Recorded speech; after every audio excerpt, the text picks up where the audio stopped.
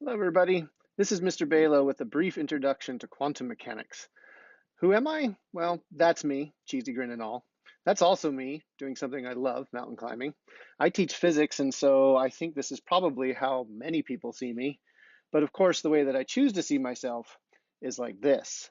And for those of you that don't understand Doctor Who references, they are masters of space and time. Bow ties are cool, and yes, that one is my favorite. The story of quantum mechanics really begins with a story of the nature of light. Physicists break light into two different categories, waves and particles. Now, basically, you just have a bunch of old white dudes arguing over what this nature is. But we need to get down into the nitty gritties if we're going to understand anything about quantum mechanics. That there is Max Planck, and you probably know Big Al Einstein. But what they did together is they discovered the energy that an individual particle of light has. We call those individual particles photons. Now, that energy is related to a photon's frequency. There's a special constant that goes in there, and if you look at that constant, you can see that it's a really teeny tiny number. But in the end, light comes as a series of discrete chunks called photons, at least according to Max Planck and Albert Einstein. Prior to them, James Clerk Maxwell had discovered that light was an electromagnetic wave. Now, one of the relationships he came up with was between the frequency, speed of light, and wavelength of those waves. The wavelength being the distance from peak to peak, trough to trough, or basically pick any two similar points on a wave, and you've got the wavelength. If we combine this with the Planck-Einstein relationship, then we can express the energy not only in terms of its frequency, but also its wavelength. Now, James Clerk Maxwell did a whole lot more than that. He basically took everything we know about electricity and magnetism, summarized it into four equations, and this is where we get the idea that light is a wave. Now, I know that these two equations are pretty small on the screen, and bear with me, I'm about to overwhelm your brain. But what James Clerk Maxwell discovered was something called the electromagnetic spectrum. What I want you to do is to focus on this part right here, although the other parts of the picture can be helpful. So what we have here is the entire family of light waves. What James Clerk Maxwell did is he not only showed that light is a wave, but that the part that we see, the visible spectrum, is a teeny tiny part of a total spectrum that includes things like X-rays, gamma rays, infrared, so on and so forth. You might be seeing on there that you can see where the wireless data is for all of our wireless internet. That sits right next to the range where microwave ovens have their thing. So if you're having trouble with Wi-Fi in your house, stop using your microwave. Chemists are going to focus mostly on the visible ultraviolet and infrared portions of the spectrum. But as your teachers will tell you, it's important to kind of know the order that each of these lights come in.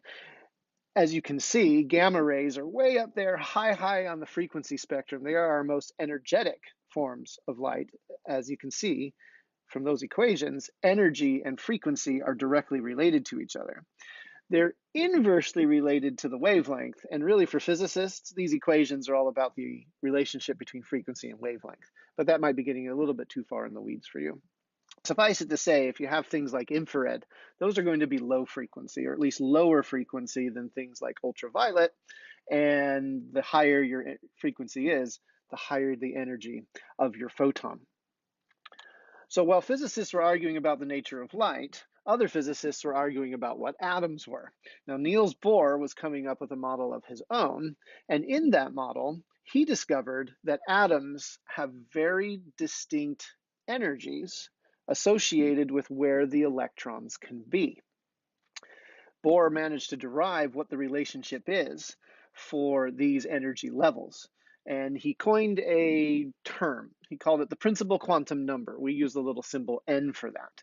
And you can see here that I've written it the way that your textbook does in joules, but really physicists, we think of it in terms of electron volts. Electron volts and joules are both units of energy, but physicists like electron volts a little bit better because it keeps us from having to write big powers of 10 or really small powers of 10, as the case may be.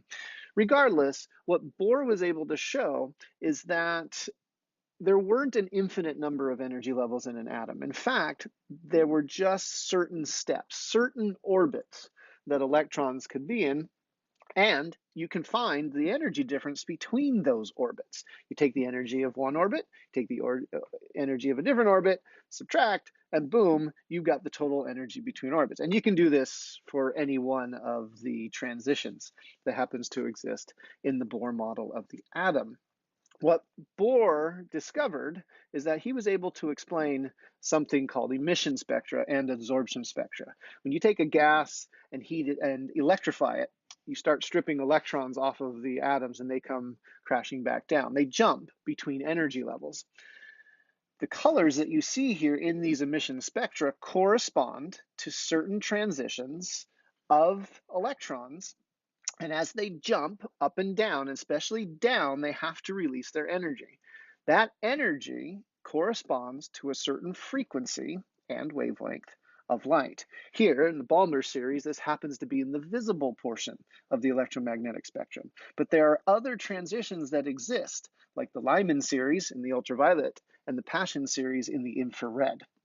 Regardless, what Bohr was able to do was show that his model of the atom was able to explain these atomic spectra, which had puzzled scientists for the better part of 3 decades. Bohr also was the first one to incorporate something called a quantum concept. This idea that the energy levels in the atom are quantized, or they have very discrete energies. In other words, there aren't an infinite number of energies that you can have. In other words, there isn't like a 1.5 or a 1.2 energy level. No, these were integer energy levels, and electrons just simply didn't have energies between the levels. That was a little bit puzzling. In Bohr's classical model, even though it was the first to incorporate quantum concepts, there should have been allowance, and Bohr wasn't able to really explain why his energy levels were particularly special.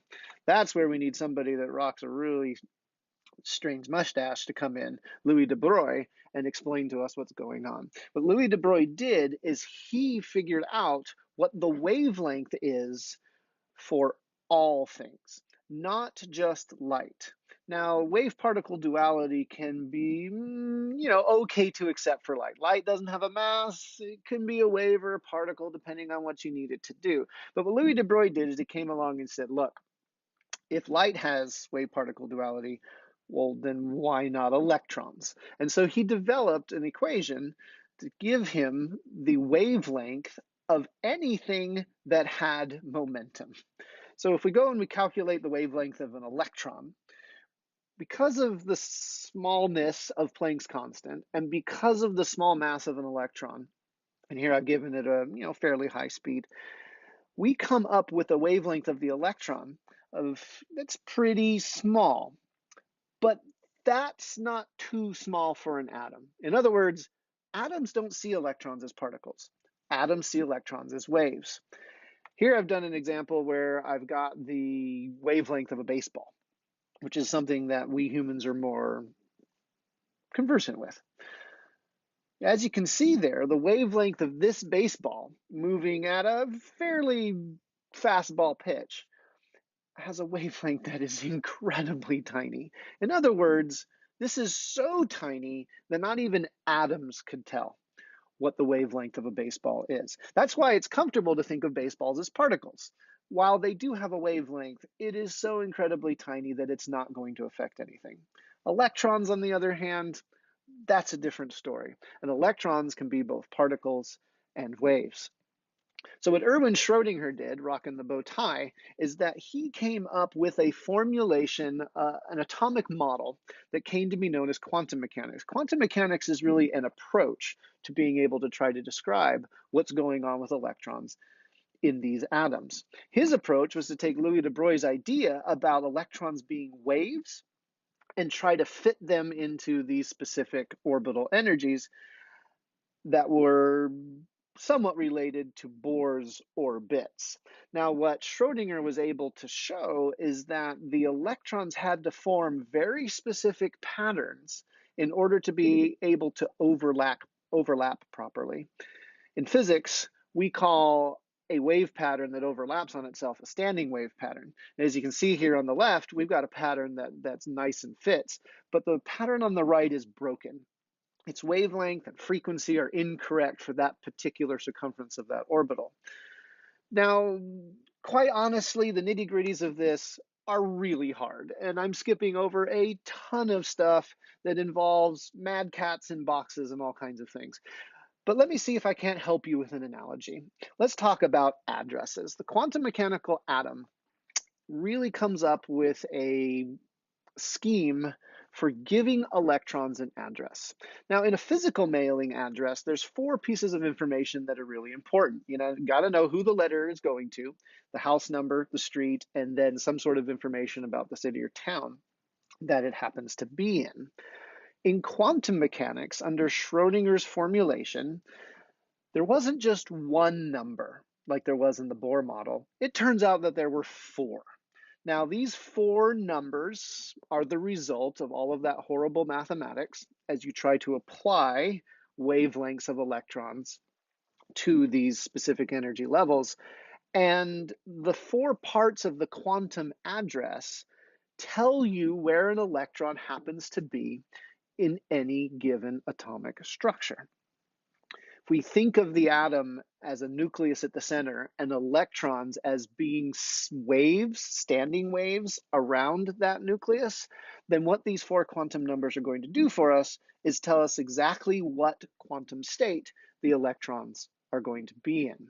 Now, there are shapes associated with this, and they are crazy. And I wouldn't blame you for thinking that, physicists were on something when they decided to come up with these shapes. But these are the results of what happens when you take the true nature of electrons, which is to have both particle and wave natures, look at their wave natures, and try to explain what's going on in atoms. Now, you may or may not have gotten to this point in your class yet where these orbitals are identified as S, P, D, and F, but those names are attached to specific things in that quantum address, in this case, the value of L. Orbitals overlap each other, and so you can think of an atom, the nucleus being at the center, and then having these orbital shapes going out, building out from the center. But I think it's critical to understand that each one of these shapes isn't an address for one electron. It happens to be the address for 2.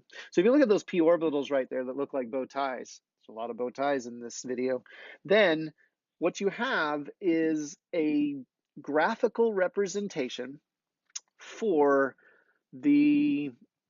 where an electron is going to be most of the time. At its heart, quantum mechanics is very probabilistic.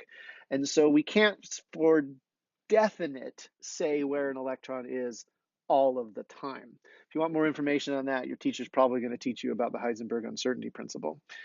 But nonetheless, Schrodinger's quantum mechanics does have rules when it comes to these quantum addresses. And I put the rules here on the screen.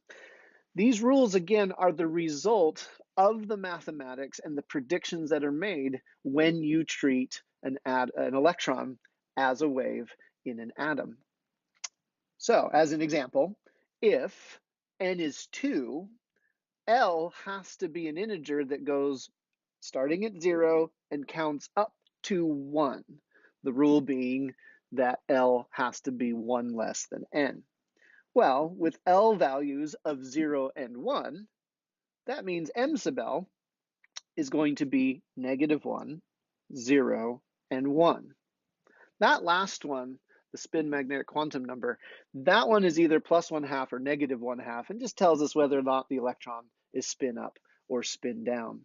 Now, of course, I'm breezing through quantum mechanics here. And so I am not covering a whole host of information that is hiding behind the scenes.